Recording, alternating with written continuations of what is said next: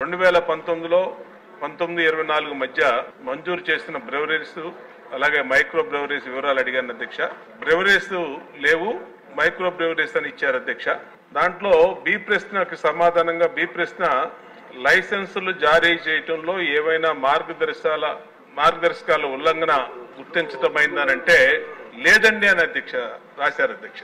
ఇది చాలా బాధ్యతారాహిత్యమైనటువంటి సమాధానం అధ్యక్ష.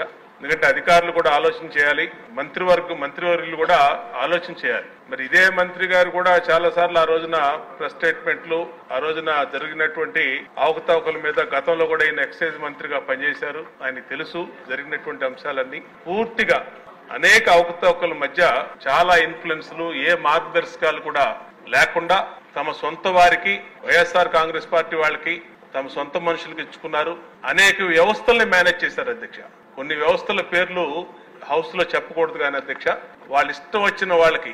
నేను అడుగుతా ఉన్నాను అధ్యక్ష, ఇక్కడ 5 మైక్రో బ్రెవరీస్ పేర్లు ఇచ్చారు అధ్యక్ష.